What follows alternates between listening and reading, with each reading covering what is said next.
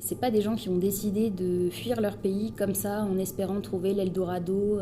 C'est des gens qui fuient la guerre, c'est des personnes qui avaient des emplois, qui sont éduquées, qui ont des familles, qui avaient des maisons, qui avaient leur téléphone portable, qui avaient leur console de jeux, etc., qui ont fui un pays, qui ont fui leur village, leur ville parce que c'est détruit, parce qu'ils sont en danger de mort, qu'ils ont fait des milliers de kilomètres pour trouver la sécurité. Ils ont marché, ils ont passé du temps dans des bateaux gonflables. Il faut savoir que dans certains pays, ils ne sont pas accueillis à bras ouverts, mais ils sont plutôt accueillis avec des espèces de lances pour les repousser dans les eaux internationales. Et on les emmène, ils arrivent enfin en Europe et on les met dans des camps où, bah oui, ils peuvent survivre, mais ils ne peuvent pas vivre dignement. C'est un contexte particulier, parce qu'on parle de la Grèce en Union européenne. L'année dernière, il y a eu un afflux important, massif de migrants qui viennent de Turquie. Donc la majorité d'entre eux sont des Syriens qui fuient la guerre en Syrie, mais pas que. Il y a aussi des Afghans, il y a des Pakistanais qui prennent cette route qu'on dit de Balkans. Mais depuis janvier 2016, il y a 160 000 personnes qui sont arrivées. On a intervenu depuis l'automne 2015 sur cette crise pour accompagner les migrants dans leur chemin jusqu'en Europe, en commençant d'abord en Macédoine et en Grèce. Ensuite, les migrants sont plus installés dans les camps.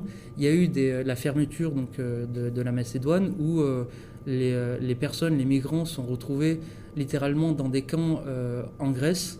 Et là, il fallait porter une assistance.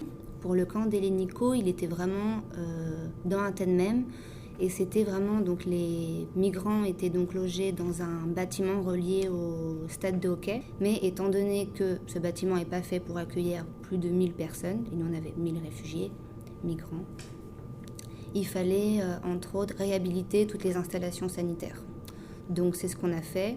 Ensuite, on s'est rendu compte, en parlant avec les migrants, qu'il n'y avait pas d'espace pour laver le linge. Donc Solidarité a décidé d'installer des lavoirs à l'extérieur du bâtiment. Ensuite, pour Malakassa, là le camp il est à 40 km d'Athènes. C'est pas du tout le même contexte. C'est vraiment sur une ancienne base militaire qui n'est pas du tout connectée à un réseau d'eau.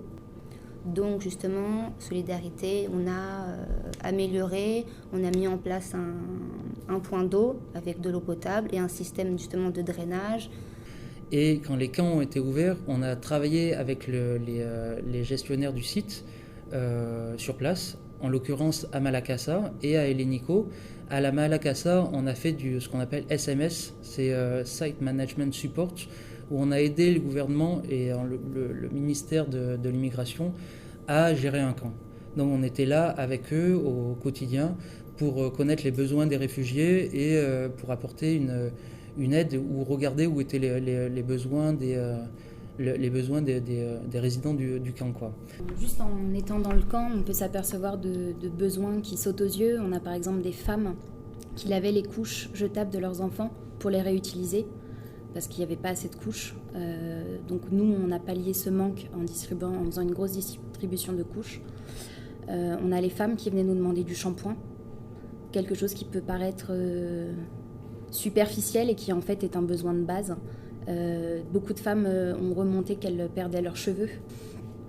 Donc voilà, dans les besoins vraiment qui sautaient aux yeux. Après, il y avait un monsieur qui était avec son enfant handicapé qui avait besoin aussi de couches.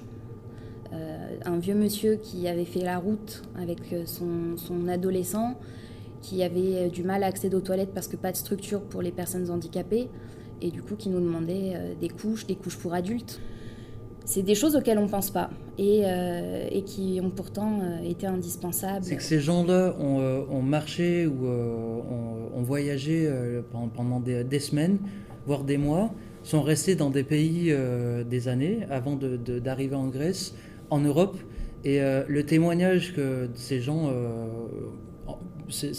ont, la première chose, c'est les droits de l'homme et la surprise de voir que l'Europe donne des leçons dans le monde, mais sur son territoire, la réalité est bien différente.